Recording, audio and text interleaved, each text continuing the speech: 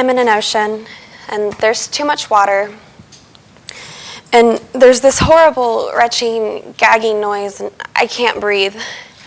I think that I'm dying. It hurts so bad. I think that I'm dying. And that is what I remember about what it felt like to be raped. In the United States of America, someone is sexually assaulted every 98 seconds. So before you zone out in the assumption that you've heard all of this before or that this is unrelated to you, don't. It is extremely likely that you know someone who has been sexually assaulted or raped, whether or not you are aware of it. Before I move on, I want to make it very clear that I do not speak for everyone. Thanks to the Me Too movement, sexual assault has become a national conversation. Today, I hope to discuss some of the effects of sexual assault that aren't talked about as frequently and how to overcome them. But I first want to acknowledge that every rape survivor and every person has had a different experience than I. What I say today may only apply to me, but I hope that by sharing my experiences, I can help someone, or at least allow them to view rape and the mental illnesses that it may cause in a different light.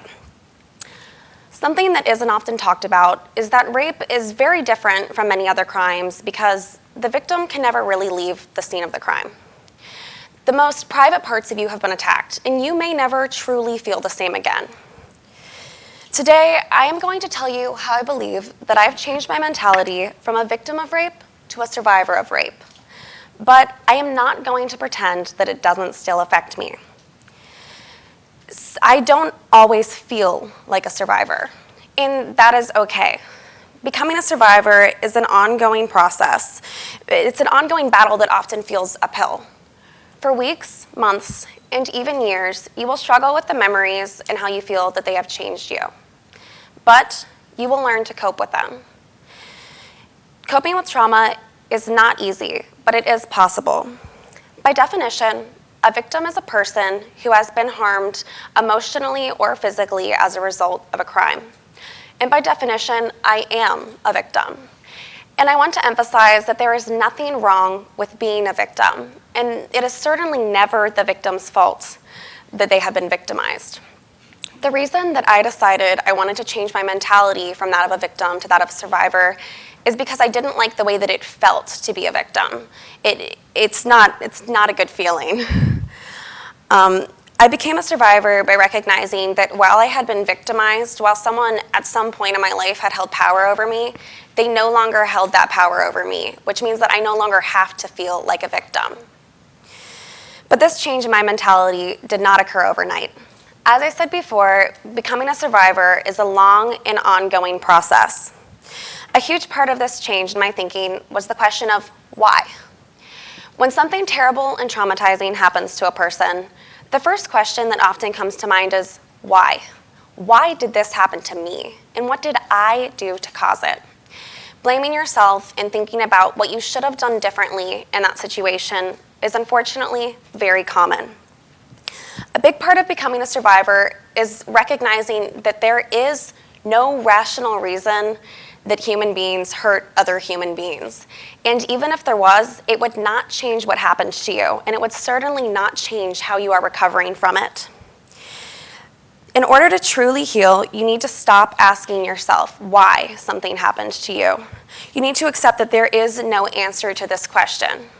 Coming to this realization was one of the most difficult things that I have ever done. For me, healing from my sexual assault would not have been possible without talking about it. Unfortunately, the majority of people are very uncomfortable talking about sexual assault and rape, which is understandable. It's a difficult topic to talk about, especially for people who have experienced it. But the few people that do want to hear your story, they want to know every gory detail or they don't believe you. They want to know who did it, when it happened, where it happened, and then they want to pick apart each of your answers to these questions. Most of all, the people that you share your story with have the same unanswerable question that you, the survivor, does. Why? Why did that happen to you? As we've already been over, there is no rational reason that human beings rape other human beings. But here is why I think so many people react to rape survivors in this way. People often don't believe stories of rape because it's simply easier not to. They would rather accuse the victim of being at fault because it supports the idea that rape could never happen to them.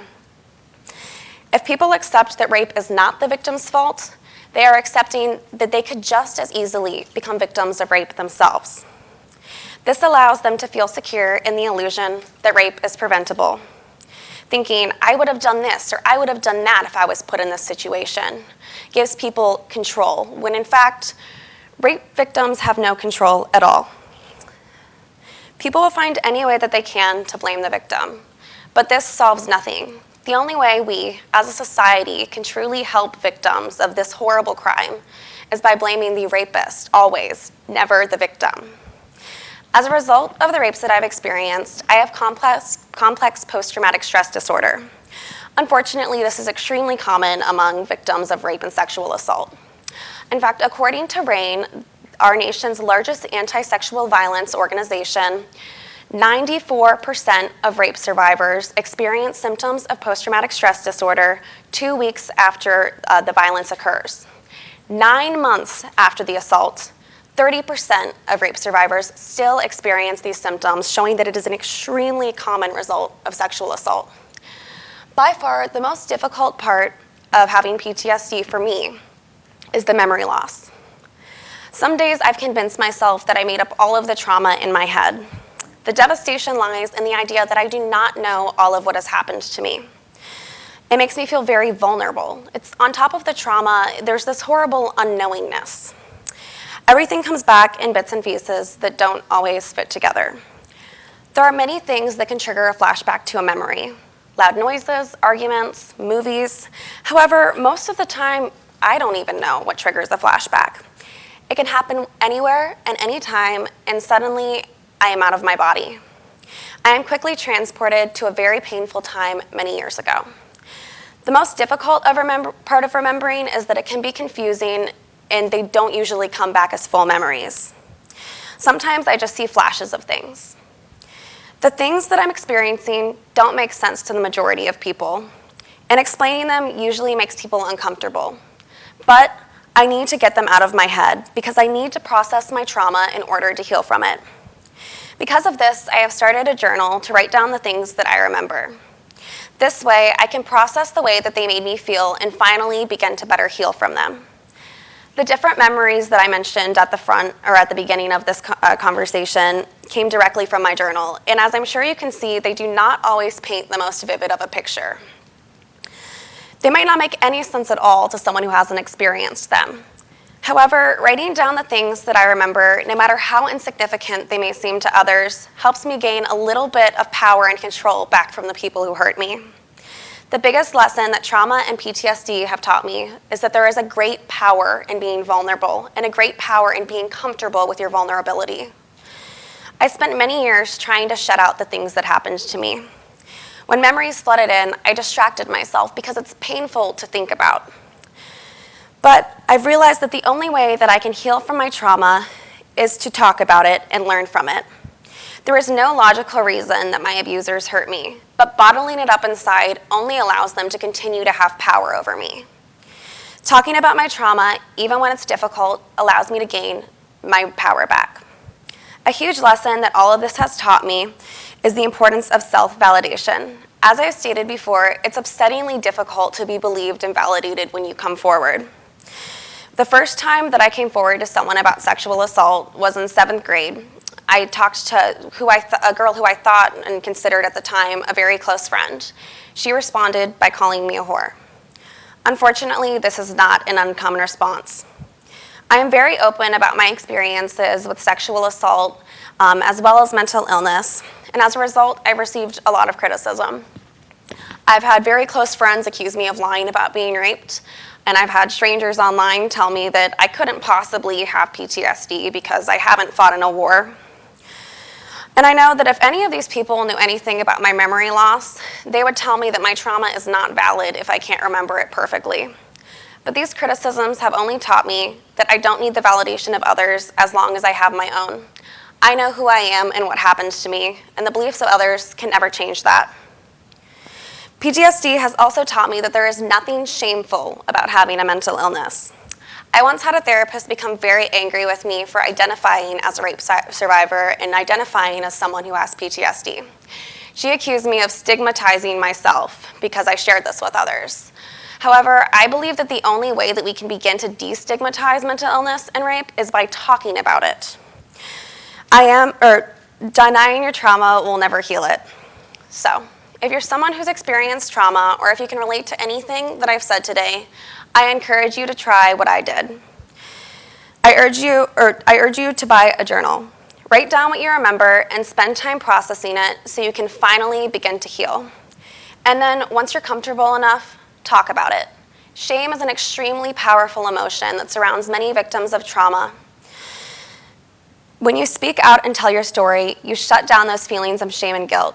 In addition, you lessen the shame and guilt of other survivors by letting them know that they are not alone. If I've inspired any survivors today, please thank me by inspiring others and telling your story. You can reclaim your power from the people who have hurt you by telling your story and letting others know that trauma is nothing to be ashamed of. And if you're someone who hasn't experienced trauma, please hear me out. Support those that come forward to you. They have shown extreme courage by speaking out, and they have given you their trust. Be the support that they so desperately need. So many survivors aren't believed when they come forward, and they're not given the resources that they should be. But this can change, and it can start with you.